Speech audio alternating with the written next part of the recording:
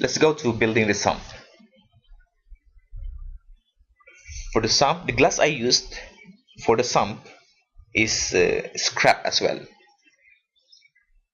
Only that it's a little bit tinted. I got it from my neighbor's house renovation. 6mm thick, medium tint window glass. Well, I thought it's going to be under the stand, so it will not matter as long as it holds extra water. The sump is a 20-gallon long, and I spent $13 for cutting it. It's an expensive charge, but there was nothing I can do. I didn't have a diamond cutter, but still it's cheaper compared to buying a new glass. By the way, making this sump is a practice task also, so when it will be time for me to build my 100-gallon tank, it will not be that difficult. Also, I learned how to build tanks through Google, just the usual how to build. If you want, you can search on it how to build the aquarium. The sump, the 20-gallon tank below, is divided into 3 parts. First portion will receive the dirty water from the main tank and holds the filter medias. This layer of filter medias are the filter pads for mechanical filtration. This will be to catch the debris. Second is the ceramic ring for biological filtration. This will hold the beneficial bacteria that eats up the nitrate and all that. And carbon for chemical filtration. Carbon will aid in buffering the pH and control the yellowish color in the main tank. And I also put additional, this is an optional foam pads to trap escaping debris from the ceramic ring, also to trap the bubbles that will try to go to the last stage. The second portion is the refugium. Here I will put the rocks, live rocks, that will help buffer the pH. I will be putting live plants here also, maybe Amazon plants, mangrove, or any live plant that feeds mostly on nitrate. The third portion will be the sump. So from the filter pads through the plant and rocks, it ends up here. This sump holds about 3 gallons of clean water ready to be pumped up by the return pump through the return line. And of course, the lighting. A sump all in all cost me $16 only, including the light. So let's go to the painting. Right after putting the cushion, it's time to paint the stand. As I said, I wanted black for everything.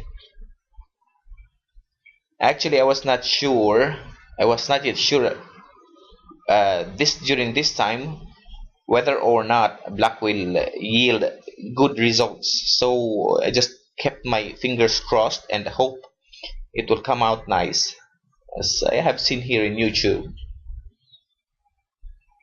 Black tank, black background, black stand, black canopy, black for everything. They say it will yield nice, so fingers crossed. Spray paint cost me about $9. Charan! So the main character of this project, the main tank. So the tank is a 135 centimeter long, 50 centimeter wide, and 60 centimeter high. That makes it 107 gallon in total capacity. but I will just be filling water 50 centimeter down from the top. So the total volume it will be carrying is only 98 gallon.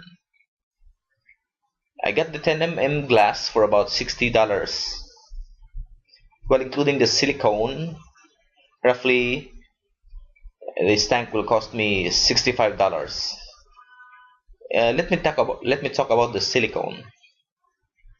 When choosing the silicone, go for the most expensive one because it's probably the better when it comes to bonding. Again, refer to how to build blah blah blah in Google if you want to learn how to make tanks. Basically, I search only for how to make aquarium. Silicone. Luckily for me, the storekeeper asked me which one I want.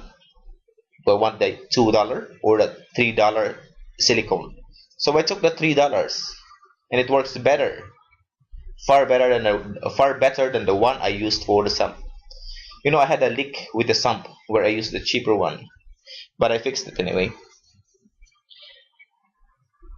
Also, there should be no such thing as aquarium safe silicone. These are history, I mean myth. There's no such thing as that. They're just all silicones are just about the same. Just go for the ones that bonds better. You'd just be wasting your money if you go for things like aquarium safe silicone and buy it from any local fish store. Just go to the hardware and buy normal silicone, the more expensive one. Building this tank requires at least three persons. As it's very heavy. Frame after frame, not a single person can lift it. So two person will lift it, one person will apply the glue, the tapes, and everything like that. Again, just refer to how to build a tank, including the calculation how to select the correct thickness for your tank volume. Okay, let's go to the PVC overflow. I learned here in the YouTube videos from particularly our Joey, if I said that correctly.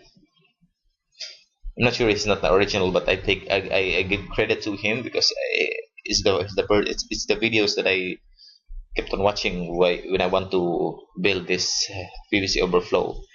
He said that 3/4 PVC will make a 220 gallon per hour drain, and I wanted like more flow, like double of that. So I made two drains that joins together at the output. So all in all, my drain is rated at approximately 440 gallon per hour. You can watch my other videos. It's in this link. It's called PVC overflow for 100 gallon Cichlid aquarium. If you want to watch how this thing works and all that. At first I was considering a hang on the back overflow box, but when I checked the local fish store, the prices are just like, what? $70 for a box I can even do myself. I plan designing an overflow box with an acrylic. I have plenty of acrylics at home here. I plan to build an overflow box, but I have realized it will take so much time and effort. Why waste time for the meantime when I can go for the much easier and cheaper PVC overflow? So I decided I'll go for the PVC. I completed the PVC overflow assembly in less than 30 minutes. So you can compare. Well, yeah, those pipes will mess up my aquascape a little bit, but that's okay. Anyways, the option to use the overflow box is always there. When I will have enough time to do it, then I will replace the PVC with the DIY overflow box. Let me show you the gate valve I added here. I added this since I noticed during the test run that whenever I try to do something below and I have to shut off the system, I ended up wetting the stand. I ended up wetting the wood because of the drippings that doesn't seem to end. When I add this one, it made my life simple. Just close the valve and no dripping. This overflow PVC cost me about $15, including the gate valve.